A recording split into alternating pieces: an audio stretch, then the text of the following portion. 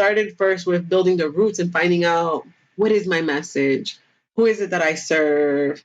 And I think those two things are so important because there's a lot of noise out here. There's a lot of competition and all this stuff. The only reason why it may feel like competition is because you haven't honed in on your message and you haven't honed in on who it is that you serve and the way that you do what you do. Because the way that you do what you do is unique to you. You're the only one in the world that is meant to do what it is that God has called you to do.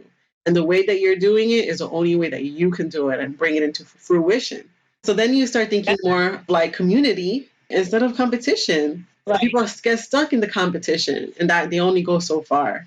But the ones that understand that it's community, like let's say there's another lady or another business owner that is doing what you're doing as well, just a little bit different. But if you partner and do certain things and collaborate, you never know. That's a community there. You know, we're supposed to nurture each other instead of like, oh, I'm not talking to her because she might copy my stuff. And Right. Yeah. Instead of standing in what we've been given to do and being able to flourish in that and collaborate, that's great. You're exactly right. 100% right. Hello, welcome to the Linda Mendable Show, where I take you behind the scenes with industry leaders, entrepreneurs, moms, working professionals, and amazing people pursuing their passions and going for their dreams. And I'm your host, Linda Mendable. Welcome to the show. Welcome, Christina, to the show.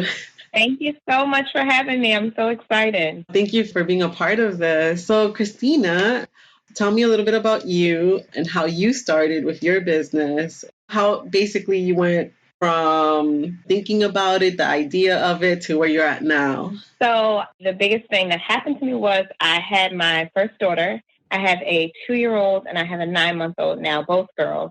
I am married. I've been married for 5 years. My anniversary actually is just coming up. And I'm actually an educator by trade. And when I had my first daughter, I actually just really needed some help and some support. And so I started looking for a place where I could get some more support and where I could get some more help. And I started looking into moms groups, different moms groups in the area. We're from South Jersey. I looked in Jersey and I looked in Philly, and I really couldn't find anything that wasn't really cookie cutter, that wasn't really typical. I couldn't find a place that really went beyond kind of the normal crafting or getting together and joining. And so I started to have some of my friends and people that I knew from my church and my home church over to my house to just hang and spend some time together. And it was fun. We had a good time, but it almost felt like there should be more, like there was something that the Lord was calling me to do that would be even more static or consistent.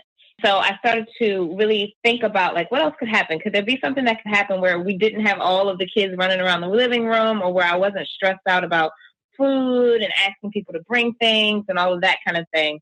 And I actually went to a women's retreat with the Arise Network called Arise. And I was surrounded by women who were really pursuing their dreams and doing more. And I felt like there was more that I was supposed to do, but I couldn't really figure out what it was. And the Lord really confirmed to me during that time that like my calling as a mom and as a wife was enough, first of all, and that was going to be where my focus needed to be. And that within that, he kind of birthed the idea of doing Growing Up Gorgeous and having this group of women be a part of my life in a more consistent way, where we could come and grow together and kind of pour into one another. And that's really where Growing Up Gorgeous came from.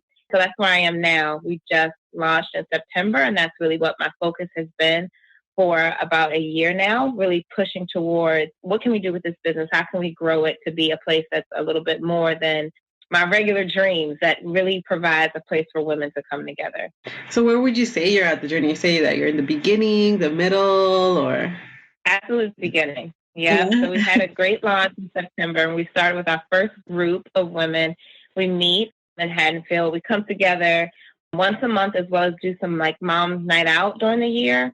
And so it's just getting started. The group is small now, and we're really pushing to kind of spread the word of what we believe and what we're doing to more women and get more women involved. Yeah. And I see you growing and everything, and I see all the people involved. It looks really cool. I'm sure a lot of moms been needing what it is that you offer, but can you go in a little bit? What's your overall goal with what you're doing, and what is it that you truly do offer? Because I know it's like support for moms, but what also would it be? So right now it's local support. When I think of what we provide for women is we provide a meetup space, a space where they can be without their children for a few hours, for just a little bit, so that they can pause and reflect on how have they been doing with caring for themselves. How have they been doing with the resources that they do have? Do they have enough resources? Is there more that they need? And then also, how have they been doing with building relationships with other people? I like to think of it like a pause to the really busy people.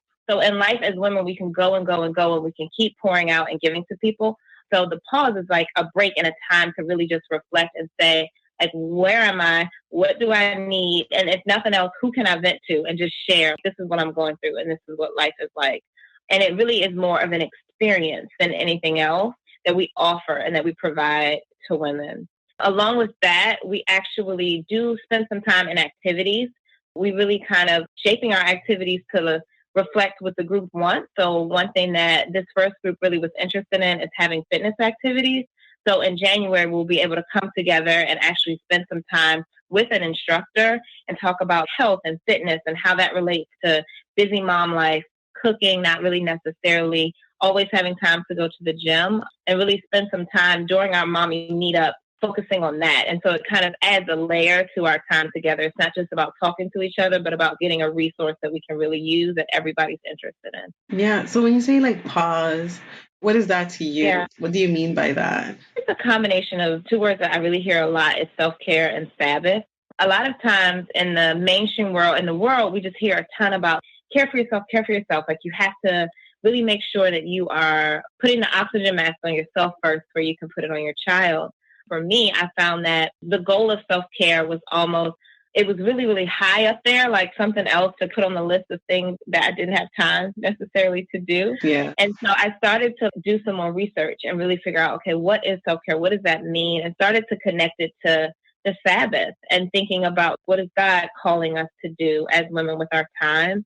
And I really think that the pause for me is like a mesh of really being sure that I'm stopping what I'm doing to really think and stand in awe of who God is in my moment and whatever season I'm in. So if I'm in a season of feeling overwhelmed, which happens a lot, I can stop and think about like how good and how powerful God is and how he's really able to take care of my home, to take care of my business, to take care of my finances, my relationship, and pause. And in that reflection, I'm really able to see right perspective, which is really to see him as bigger than who I am. And so when we pause, it's about taking time to really balance out those things, to think about and focus on God. And then once we can see him as really big, we actually see how small we are and that we need some time. We have limitations, and that's okay. As women, we can't just keep going. And we can't just give. So then once we're able to see that, we can stop, we can pause, and then we can kind of fill ourselves back up and figure out, okay, what is that thing that is for me that helps me feel refreshed? What is that thing that helps me feel the Lord's presence more? What is that? And so whether or not that's like taking some time to write in your journal or taking some time to talk to another mom who's been where you've been or taking some time to pray with the sister, whatever that is, you can stop and pause and do that. And so that's what the pause is for me. Take me through one of your meetups. If I go into one of your meetups, what am I expecting? I'm just going to drop off the kids, right? And then what's after that? Yep, absolutely. You drop the kids off, which is great. And then you spend a little bit of time in what I like to think of as brain-free time. So sometimes we color, sometimes we just listen to music.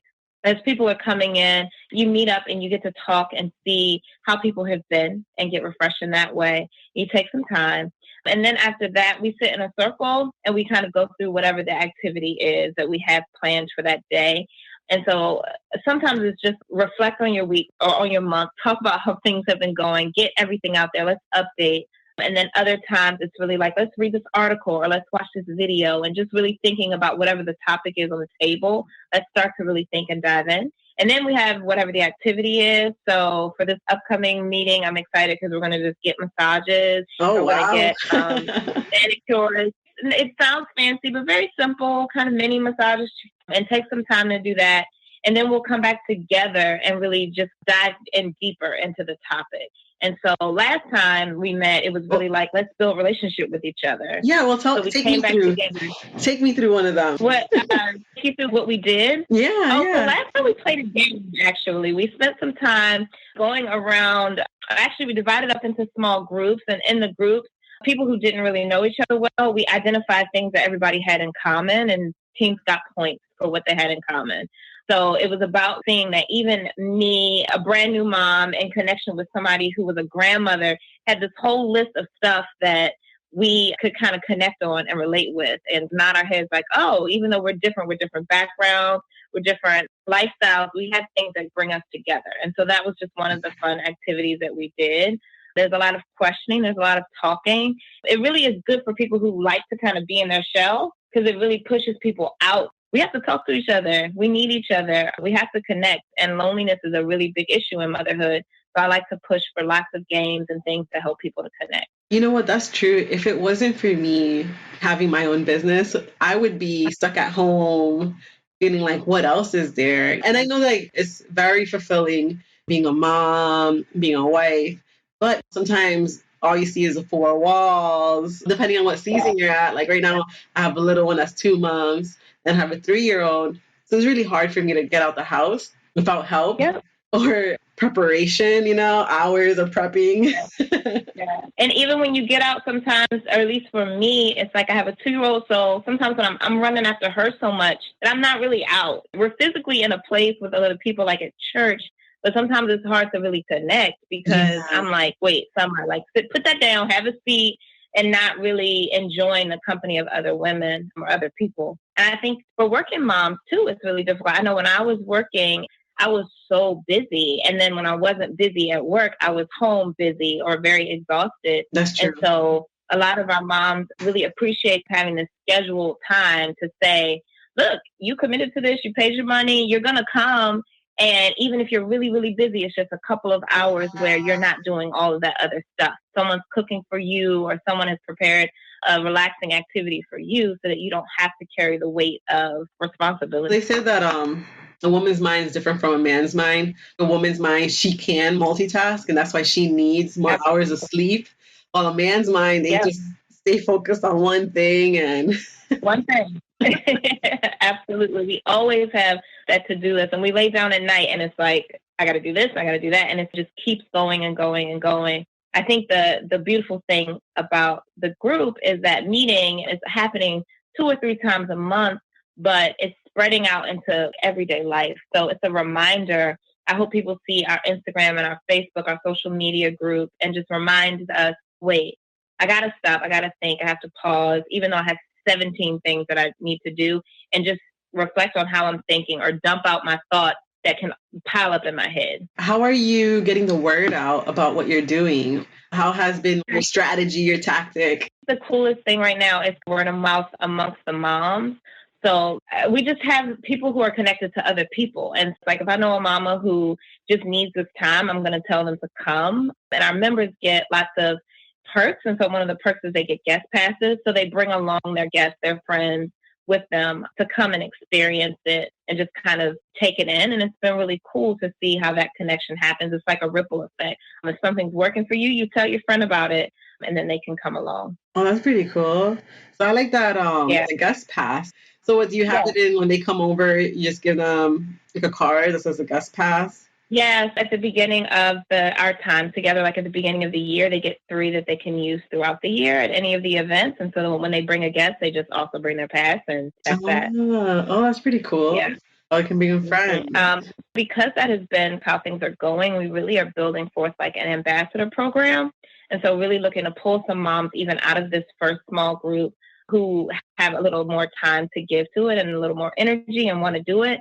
And they're going to be able to really help us get the word out and share their testimonials, but then also to give us feedback and help us to make the program better, because there's so many places we can go, so many different directions. And I want to make sure that we're going for what people need and not just what Christina needs. Yeah. So what type of moms is this for? As long as the mom is in need of and excited about connecting with other folks, it's for them. So we have some stay-at-home moms, we have some working moms, we have some grandmamas, and then people who are just in family planning, some women who haven't even had their children yet. And so my daughter's coming. I should come say hello. Hey, Summer, you want to come say hi? Hi. You need to go back there. Hi.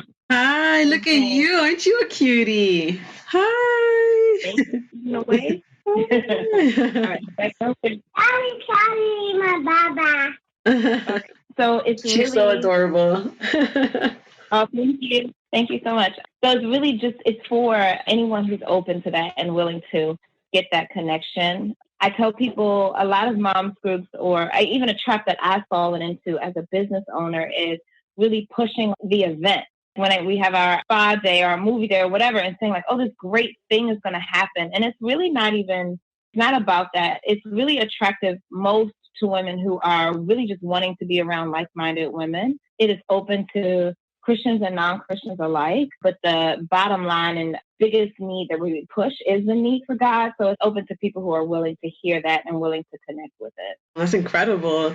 I know it's not easy organizing something like that. How many women would you say you have right now? Right now, we're only at 15 women that are members, but in our open events, we're able to get a little bit of a higher number, which is really cool. So hopefully as things continue to roll out, we'll continue to grow more and more. For sure, especially that you just launched and you have 15 members already. That's pretty awesome. Thank you. Yeah, Thank you so much. You just started. People don't know what to expect, but they're obviously invested. You really put the word out there the right way that people want to be involved. So what would you say is something that you hear is your number one pain point or problem that they're facing? What would you say that would be? I think a lot of people are overwhelmed as well. I think I talked a little bit about this because of just busy moms. People have a lot on their plate. So a lot of times it's like people who may be in charge of ministry at their church, or people who are in roles at their job that require a lot of work hours, or people who have 3, 4, 5 children, just feeling like my to-do list is not going away. There's so much that is required of me to get done.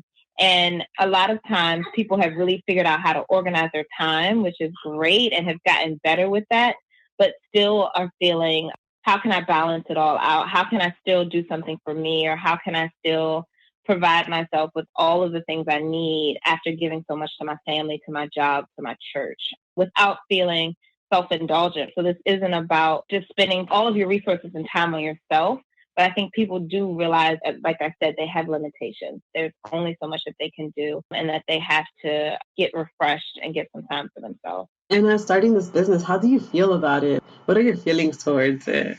Oh my gosh, it's really like a seesaw, maybe is the best way to describe it, where sometimes I'm like, yes, Lord, oh my gosh, you want me to do this? I'm so hyped. This is going to be so great. People are going to be so excited. And then the next minute, I'm just like, what am I doing? I don't know how to run a business. Did I really hear from the Lord? It really kind of goes back and forth, to be very honest. It doesn't always feel great. But I think the cool thing is the Lord has really given me a wonderful support team, from my husband to my friends to people who are just willing to remind me of the why. I've read this in a couple of blogs before, but I would say that women should know their why and have it written down on your mirror, in your wallet, everywhere, because life gets a hold of you, because the market is so saturated, because whatever your reasoning is, it can be really hard to remember what are you doing it for when obstacles come. And so even though I just started, I'm already seeing that I don't hold on to the why, then I'm going to have a really hard time. And I remember my husband was just saying, like, Christina, when we started it and when I decided not to go back to work, he was just like, even if this is just a super expensive tea party, even if this is just for you and your friends, we're just going to do it because that's what you want to do and that's what the Lord has put on your heart. And it's okay if it's just you and some of your closest friends just hanging out. You need that time. Yeah. And so I kind of remind myself of that sometimes, that it's okay and it doesn't have to be perfect and doesn't have to always look the way that I have it in my head. For the people who are attached to it, it has to be real. It has to be authentic. It has to help them. And the Lord is doing that. So it's all good. Like whenever I sit down with someone or sit down with a client, I always let them know, hey, this is a journey of self-discovery. This is a journey that you're getting to learn yourself, your limiting beliefs as well. You know, you're going to be confronting yourself. That's why a lot of people don't do their own business or go towards it, because it's hard. Yeah. You're basically your own enemy, right? You got to combat yourself going forward and everything like that. You're going to have days you're going to cry. You're going to have days that you're going to feel like a failure. And you might even fall flat on your face. But like you were saying, know your why. It's about keep going and going forward and not giving up. Yeah. Giving yourself a promise that no matter what, that you're going to see the end of it. And knowing in God's word it says, he will finish the work that he's done already in you in Christ Jesus. Yeah. So in holding tight with that, but yeah, so I totally get it. I always make sure that they get that out of the way, even though with the help and I'm helping them and everything like that, that's just the truth of it. You're going to have those battles and the enemy definitely is going to attack you. But regardless of that, it's up to you to understand your why and understand why you're doing it. And not only that, asking God to confirm, and he will. So what is your why? For me, my why is really to impact the lives of those around me, to see women grow and come to know themselves more and ultimately how much they need the Lord more. That's my why. That's why I created it. That's why I want to keep things going. And that's why when it gets tough, I know this is the purpose and the point of the organization. Also, really, really can't express how much I've been blessed over the years by different organizations and things. But my time with the Arise Network, it was actually from an organization called Talitha Kumi Communications. You got to send me the link on that. I would do that. My time with them was like life-changing. It was very impactful for the season that I was in at the time. And so I recognized the Lord can use whatever he wants. He can use other people. He can use churches. He also can use organizations and businesses. For me, it was like inspiring, like, okay, I can also have my hands in something that will hopefully impact others. I also, again, I'm an educator, so I've worked in schools and I see how when raising children, we really are intentional about making sure that we love on them and impact their lives. And then you become an adult and it becomes, you can kind of just get into a routine and not really have that support and that kind of love. And I wanted to create a place where it was love and where it was genuine, corny acceptance. Sometimes I think that's just a good thing. I hope that when people come into a Grown Up Gorgeous meetup, they feel that and they feel accepted and loved and feel like they're family. Awesome, Christina. Going back to what you said about that support, I think that's one of the greatest things that us going for our dreams or going for our passion, to have that support. My husband has supported me from day one. And I think if I didn't have that, it would be a lot harder. Not that it wouldn't be impossible, but it would be a lot harder to get to the point that I'm at now. And he would be, whenever I have my down days, he'll be like, don't give up. You know, you wouldn't be happy. You know, you wouldn't be happy if you didn't do this. And I like That's that. Awesome. And I like how your husband told you, regardless whether it's an expensive tea party or if it's going to grow into something really huge, which I believe it will be. It already looks like it's going to be huge, 15 members. Come on, that's something to celebrate. Okay.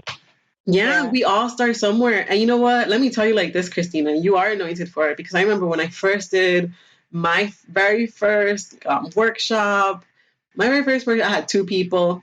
It was paid and everything. I had 2 people. My next one that I wasn't paid and it was free. And this is like over 6 years ago. But that one, 0 people showed up and people were involved. We even had food and everything. So the fact that you just started and you had a whole, trust me, you're anointed.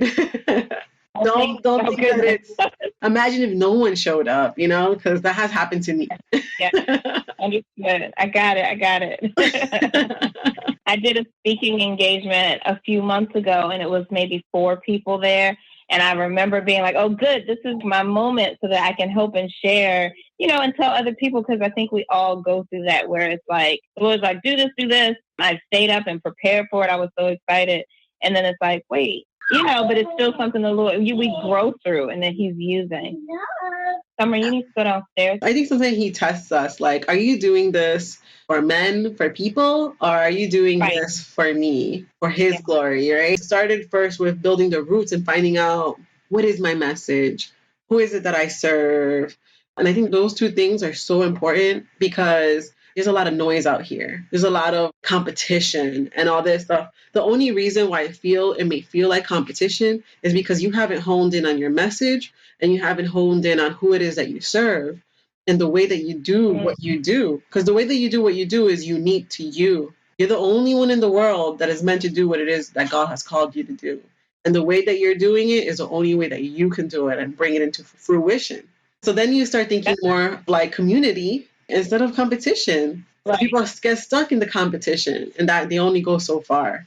But the ones that understand that it's community Like, let's say there's another lady or another business owner that is doing what you're doing as well, just a little bit different. But if you partner and do certain things and collaborate, you never know. There's a community there. We're supposed to nurture each other instead of like, oh, I'm not talking to her because she might copy my stuff. And Right. Yeah. Instead of standing in what we've been given to do and being able to flourish in that and collaborate, that's great. You're exactly right. 100% right. Mm-hmm. But that's just what I've seen and everything like that. There's one thing that God can make you go super fast, really quick. And then there's another thing that he can make you go slow. So depending on your journey and how you're able to pivot and what lessons you're meant to learn, I don't think it's really about you. I think it's about others. He's going to work in your heart in order for you to help those other people. Absolutely. And I think sometimes when you're in it, it's really hard to see that connection. As you're growing, that's going to be what's going to help you to produce in your business. Because to get the creative ideas or to get the message right, it's going to be when you're connected, when you are growing in an area, when the Lord is producing in your own heart, then you're able to give out from the overflow. Yeah, I think that's really, really a good reminder. Yeah. You know what? You can't be afraid to fail. I can't be afraid to fall down and make a mistake. And I've met different types of business owners. I've met business owners that were in their field for 10 years. And I've met business owners that have been in their field for 3 to 5. And one of the differences for the one that's been in it for 10 years, and they're like, man, there's something that needs to change or something like that. Yeah, they'll sit down with you, but some of them are not willing to change at all. Oh, this is the way, this is the platform. And I'm trying like, you know what? This is a new innovative stuff here. No, this is what I'm used to. Well, then you're going to stay stuck where you're at, Yeah, like being willing to grow. Absolutely. Yeah, being willing to grow, being willing to pivot. I don't know why we're talking about this now, but how it came to. No, to it's this good. point. It's like what you're saying, though, is actually helping me really process where I am now and really think about what is my messaging, like how can I hone in and make sure that I'm really staying true to the things that I committed to just a few months ago. Like it's easy to see how quickly things can change and scatter just depending on what's happening around you versus being really, really focused in on what God's telling you to do. Yeah. I read a book of like this other creative, and she explained it as being a kid in a candy shop. There's so many things that you want to try, and there's so many things you want to do. But if you eat all of the candy, so many things you can work on, and But if you eat all the candy, you're gonna get a tummy ache, I love that. Yeah, a great reminder of trying to stay focused. There's a lot of temptation out there on the way and direction that we can go and everything like that. But I think a great thing is knowing, like how you're saying, your why. I love that. Keeping your why in front of you at all times so you know who it is you serve. And then when you know who you serve, then you can make the products, make the resources to serve them better. And that's where the magic happens, to be honest. Absolutely. I was just going to say, I think it reminds me of my other why. It's something that I really didn't mention, but it's really important. We can't forget that how important our role is as mothers. A lot of times you hear about how important it is when you first have a baby and like how difficult it is and newborn stages and toddler stages. And then it's almost like motherhood stops and people stop talking about it. But I actually really think that the Lord uses the role of women nurturing their children or nurturing in general in such a powerful way, and that it's important. Like we have to remember, like the role is really important. It doesn't stop being important, and we have to really talk about it and develop in it and grow in it. And we can't ignore it when our kids get older or whatever. We have to really make it priority. That was another big why for me. Yeah, that's why I love following you, and that's why I love what you're doing and the community that you're creating. You're not just creating it online; you're creating it offline, which I think is really important. Are you also doing it online? Yeah. So that is the first phase of the new year, is going to be really figuring out what to do with the online community.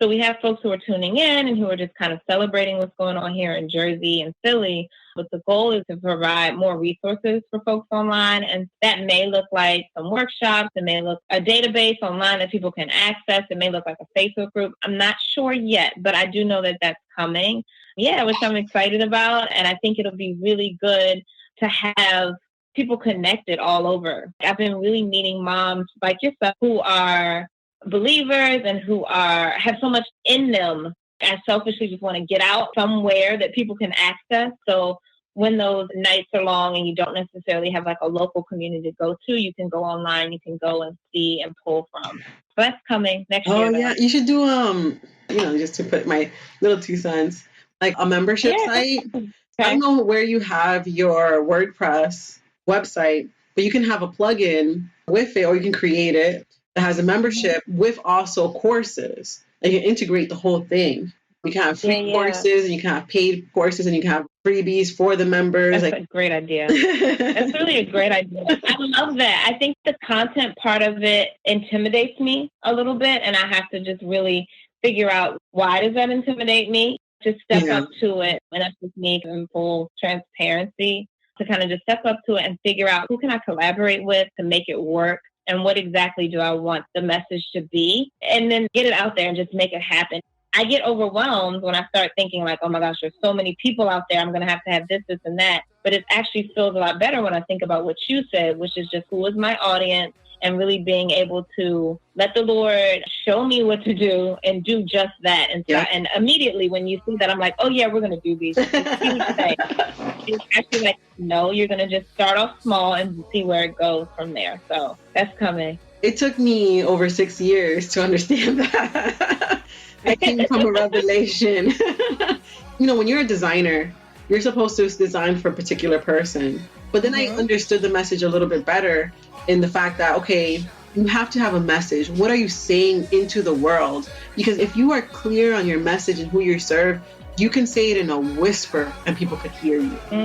So that if you're clear on that, and you'll break through the noise, and then that's when you're soaring, because you're so clear. That's where the stuff happens really, really quickly, because you know exactly who you serve and you know the message that you're saying. So regardless of what you're putting out there, the message is the same. There's no filters on it. There's nothing that makes it noise, that it's not clear. Yeah, and people will hold on to it and want to be a part of it, because they're like, oh, she's speaking directly to me. Yep. That's great. Yeah. It took me a while, but I'm finally there. Well, Christina, it's been a pleasure to have you on the show. Absolutely. Oh, thank you so much. We are Invite happy. Cutie to Tuesday. Bye. He's just chilling. He's a good baby. Bye-bye. And I hope and look forward to talking to you again soon. Yes, I do too. Thank you. All right, talk to you soon. Talk to you soon. Bye-bye. Bye.